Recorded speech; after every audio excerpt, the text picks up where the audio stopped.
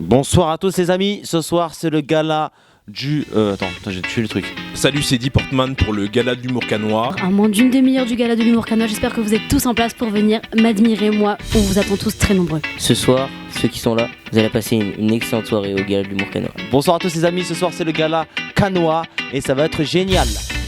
Voilà le gala de l'humour canois, dédicace à tout le monde parce que je sais que tout le monde nous aime. Mesdames, messieurs, vraiment là c'est dans quelques instants. Si vous n'êtes pas là, vous avez raté quelque chose.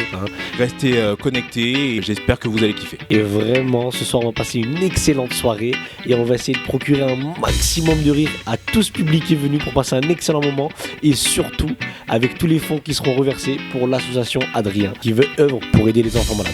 Merci beaucoup. En tant que parrain et en micro stéréo, je déclare le 4e ou le 5e ou le 17e gala de l'humour canois ouvert. 3, 2, 1, le gala du l'humour canois, c'est maintenant. Et le lancement, attention, 3, 2, 1, c'est parti. Hop. C'est lancé, on y va.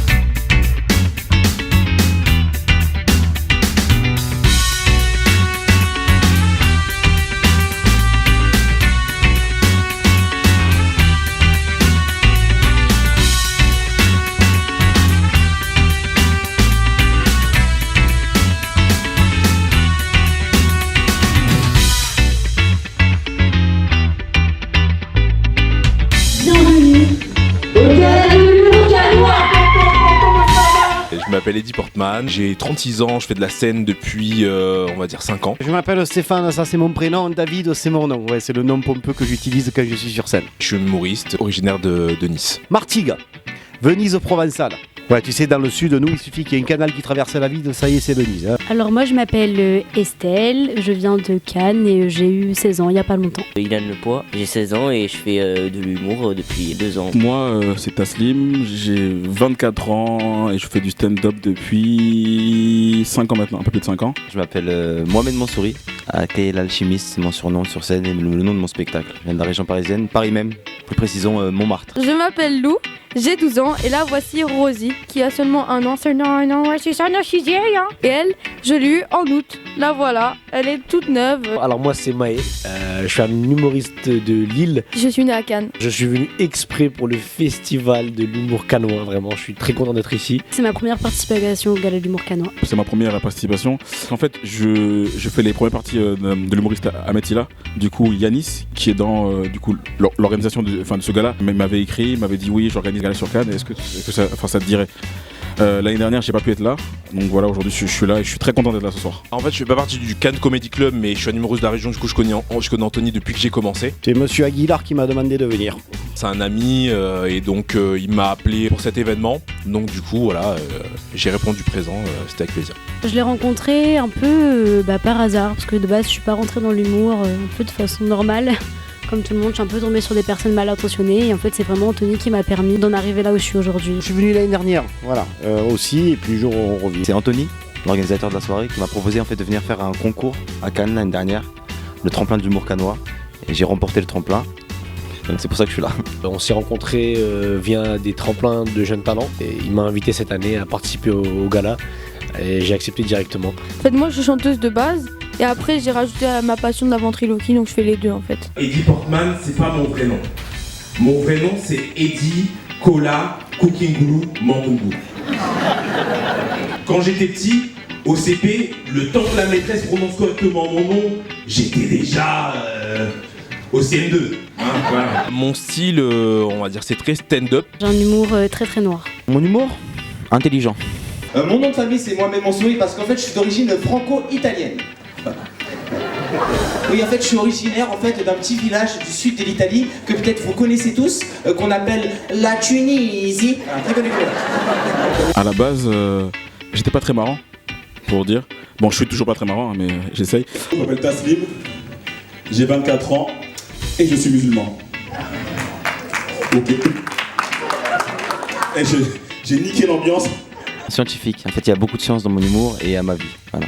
Parce que j'ai un master de chimie, donc je parle de ça. J'utilise ça pour faire des vannes. Je suis allé en médecine, mais je savais pas qu'il y avait un concours, moi, à la base. Ils prennent une personne sur 10 000. Excusez-moi, t'as plus de chances de réussir le Hunger Games, c'est quoi leur délire là? Et en plus, il y a un classement. Il y a médecine, dentaire, pharma, RSA, humoriste. Voilà, c'est le classement de trucs là. Ouais, c'est vraiment un peu poussé, mais c'est compréhensible. Hein. Même si vous comprenez rien, vous rigolez, donc ça va. Donc ça fait maintenant 8 ans que j'étudie la chimie à la fac, 8 ans de travail, 8 ans de galère, 8 ans d'insomnie. Et très bonne nouvelle les amis, je devrais valider la première année. Voilà, normalement. Personnel, enfin, qui touche un peu tout le monde, je trouve. On m'a toujours dit que j'avais une tête qui fait rire.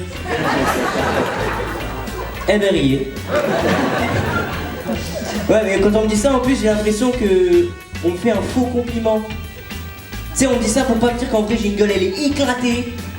Je vais pas aller dans les trucs, par exemple, que seul moi je comprends. Ou que les gens peuvent comprendre, mais c'est un peu compliqué. Donc je vais essayer de toucher un peu tout le monde. Ma spécificité, c'est que j'ai un humour fédérateur, rassembleur. Moi je suis un ch'ti, vraiment très fier de l'être, et j'en ai marre de tous les clichés qu'on a sur les gens du Nord. Non, parce que pour les gens, en France, tous les ch'tis, on est tous des alcooliques. Des consanguins et des chômeurs. Et vous avez l'air d'être d'accord, bande d'enfoirés. Non, c'est pas vrai, vraiment, je suis pas d'accord avec ce genre de cliché. Il y a un seul cliché avec lequel on peut être d'accord dans le nord de la France.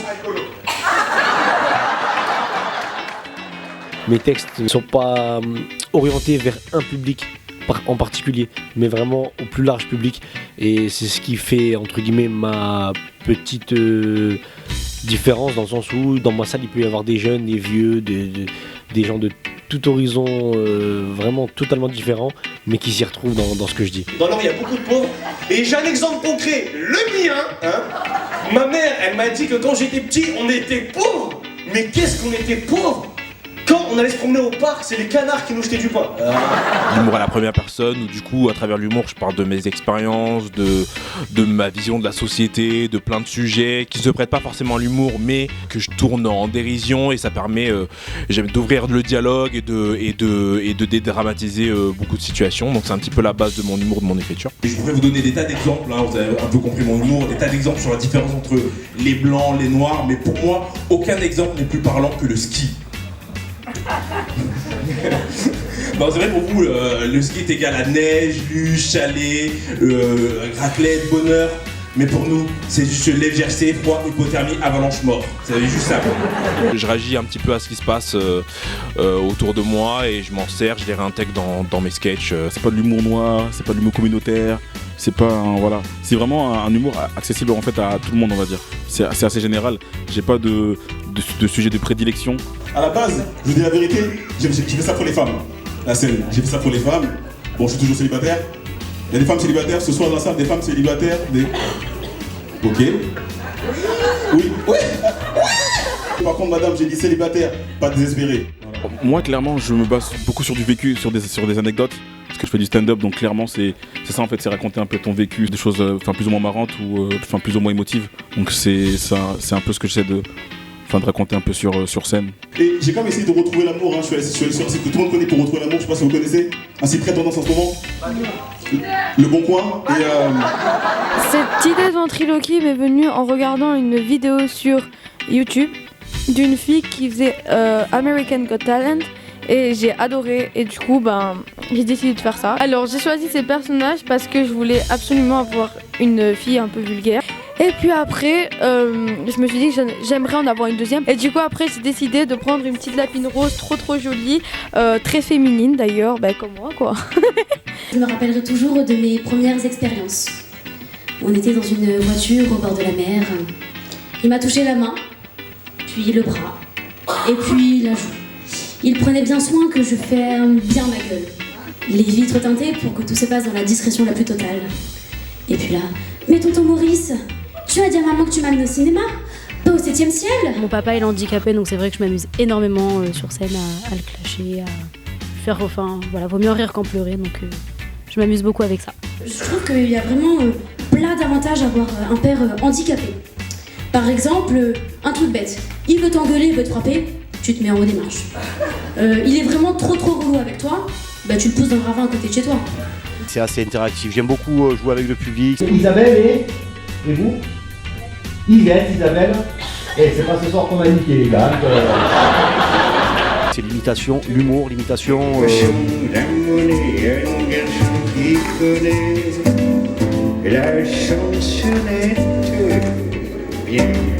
Je le fais bien Yves Montand, hein. Vous avez vu? Ça veut dire 15 ans que je fais les maisons de retraite, donc tu penses que je commence à le maîtriser quand même. Quoique les premières fois c'était pas facile, hein. Vous savez, c'est le problème de la communication. Avec, oui, mets-toi à ma place, hein. Oh, ça va monsieur Lambert? Oui, tu sais pas si elle n'a pas fini du monde.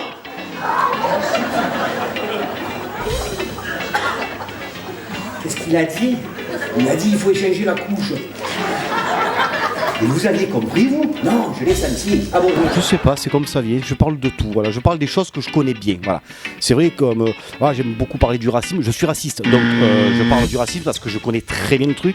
Lui étant homophobe, je parle très bien de l'homophobie. Misogyne, évidemment. Voilà, si je peux en taper une ou deux de temps en temps. Et voilà, c'est toujours évidemment toujours agréable de parler de ces sujets. On en parle. Et plus ça va et plus on en parle. Donc moi je joue avec. Putain, mon ami à la présidence, c'est un banquier. C'est comme tu es à la surveillance d'ivrogne pour une caravane, tu vois, c'est un peu pareil, tu peux pas. J'ai eu des retours que bienveillants, même si des fois certains ne comprenaient pas pourquoi j'en rigolais et que j'en pleurais pas, mais au final, ça a toujours été que du bienveillant. Au final, mon père c'est quelqu'un d'assez bien, et d'ailleurs j'aimerais énormément vous le présenter ce soir, donc papa s'il te plaît, lève-toi. Et franchement, c'est très très fédérateur et ça fait du bien aux gens. D'ailleurs, comme je le dis dans mon spectacle, quelque part un humoriste c'est un docteur du rire. Parce qu'il procure du bien aux gens. Il paraît que l'on n'utilise que 10% de nos capacités cérébrales. Quelles seraient nos capacités si on en utilisait beaucoup plus? C'est ce que nous allons tenter d'imaginer ensemble ce soir, à travers des expériences de mentalisme et d'hypnose. Que je vous touche. Localisez et comptez. Si vous avez senti que je vous ai touché à un premier endroit, pointez-le avec l'index de la main droite. Maintenant, le premier endroit où vous avez senti que je vous ai touché, pointez-le maintenant. Touchez-le. Voilà, comme ça. Restez pointé sur cet endroit. Et montrez au public avec les doigts de la main droite combien de fois vous avez senti que je vous ai touché à l'endroit que vous pointez actuellement. Montrez au public. D'accord, restez concentrés. Maintenant, si vous avez senti que je vous ai touché à un deuxième endroit, pointez-le maintenant. Le deuxième endroit où vous avez senti que je vous ai touché. En levant la main bien haut, montrez au public combien de fois vous avez senti que je vous ai touché à cet endroit, précisément. Très bien. Et dormir. Deux fois plus relâché, deux fois plus détendu, vous plongez à l'intérieur de vous-même, tous les muscles du corps se relâchent, et vous vous sentez bien, détendu et relâché. Voilà, comme ça, complètement relâché, complètement détendu, et vous vous sentez merveilleusement bien. Aujourd'hui, par contre, il y a un moustique. Il y a un moustique, il est en l'air, vous chassez le moustique. Vous entendez le moustique, vous chassez le moustique. On chasse le moustique, il est en l'air, on chasse le moustique. Voilà, on chasse le moustique, il est en l'air. Il y a un moustique, il est en l'air, vous chassez le moustique. Voilà, c'est une scène hyper comique et vous rigolez 2 fois plus. Et vous rigolez 3 fois plus maintenant. Et c'est un fou rire irrésistible qui vous prend. Et vous éclatez de rire et c'est super drôle. Mais ce n'était qu'un rêve et vous dormez en sommeil. L'ensemble du corps se détend et se relâche complètement. À chaque fois, je dis le mot banane.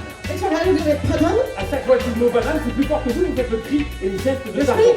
Et le cri et les gestes de Tarzan, ça fait oh, sur les pectoraux. C'était complètement ancré en vous et complètement inconscient au fond de toi quand vous ouvrez les yeux. À chaque fois que je dis le mot banane, faites le cri et les gestes de Tarzan. 1, 2, 3, vous les en pleine forme, vous vous sentez super bien. Ça va, vous allez à banane, vous vous sentez super bien. En pleine forme. Voilà, vous restez sur votre chaise. Restez sur votre chaise. Voilà. Première étoile. Première étoile. La 9. Vous l'avez. Si vous avez la deuxième étoile, vous avez gagné 190 millions d'euros.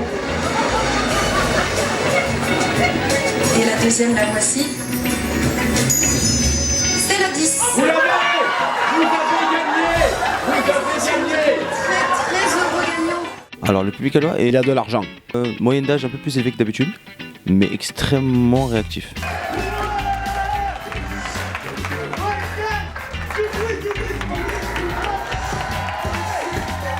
Il y aura beaucoup de rigolade, je pense qu'ils vont beaucoup s'amuser. J'aime beaucoup le public allois, c'est pour ça que je suis là, sinon je serais pas venu je pense. Du rire, d'énergie. J'attends de voir vraiment si mon humour plaît à tout le monde. C'est la première fois que je joue à Cannes. Après vous connaissez, on a tous cette idée de Cannes, la ville riche avec des personnes assez riches, on va dire, assez huppées. Mais après en arrivant, tout à l'heure à la salle, j'ai vu qu'il y avait, c'était un public assez assez diversifié. Donc je pense que voilà, on va essayer de jouer un peu sur les clichés pour rigoler, mais je pense qu'on a matière à passer une très bonne soirée. Ouais. L'année dernière, j'étais chauffeur de salle.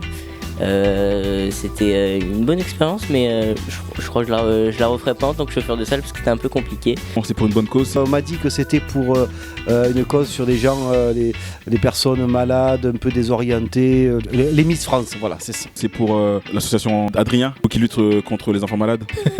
Excusez-moi, qui lutte du coup pour aider les enfants malades. Et on est content d'être là pour les aider. Si on peut donner un peu de notre temps, parce que c'est rien. Hein. Tous les bénéfices de la soirée seront reversés du coup à cette association. Du rire et le maximum d'argent pour l'association Adrien. C'est facile à faire, donc on le fait. Tu t'as chanté, t'es très très nul, tu sers à rien. L'important, c'est de passer des messages. Un écrivain qui va faire un beau livre sur, par exemple, la maladie d'Alzheimer, et bien on va dire, c'est beau ce que tu as fait. Un chanteur va faire une belle chanson sur la maladie d'Alzheimer, on va dire, c'est beau ce que tu as fait. Tu vois, il passe un message avec une chanson, on va faire un débat télévisé sur la maladie d'Alzheimer. C'est bien, il faut en parler. Et bien un humoriste, lui, il le fait avec ce qu'il sait faire. Il en parle avec humour. Mais l'important, c'est d'en parler. Parce que ce que pourrait faire l'humoriste, c'est de ne pas parler d'Alzheimer, ne pas parler du racisme, ne pas parler de l'inphobie. Il pourrait donc ne parler de rien. Et quelque part, ça voudrait dire, je m'en fous. Eh bien moi, je m'en fous pas de ces sujets, donc on en parle avec ce qu'on sait faire, nous les humoristes, et on passe le message avec humour. Voilà. Et on emmerde les bien pensants.